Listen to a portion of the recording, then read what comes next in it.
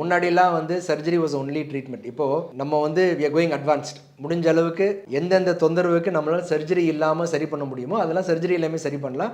And அதுக்கு அந்த treatment கொடுக்குற அளவுக்கு நவீனமாக நம்ம நிறையா கருவிகளும் சரி ட்ரீட்மெண்ட்ஸும் சரி வந்துட்டுருக்கு. PRP is one such treatment. இந்த பிஆர்பி ட்ரீட்மெண்ட் வந்து முதுகுக்கும் பண்ணலாம். இந்த டிஸ்க் ப்ரொலாப்ஸ்னு சொல்லுவாங்கள்ல, அதுக்கு வந்து அந்த டிஸ்க் என்ன ஆகுனா அது உடஞ்சதுனால என்ன ஆகுனா அது உடஞ்சி விலகி போயிடும். அந்த உள்ளே இருக்க ஜெல் வந்து ஸ்லிப்பாகி போயிடும்.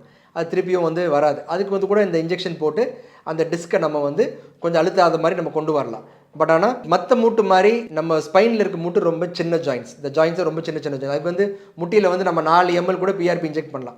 ஸோ ஒரு 4-5 வருஷத்துக்கு உண்டான வளர்ச்சி நம்ம ஒரு இன்ஜெக்ஷன்லேயே வந்துடும். ஆனால் முதுகில் வந்து ஜாயிண்ட்டில் ரொம்ப சின்ன ஜாயிண்ட்டுங்கிறதுனால அதில் வந்து நம்மளால் நிறைய இன்ஜெக்ட் பண்ண முடியாது. ஸோ ஒரு இன்ஜெக்ஷன்லேயே சரியாகுது.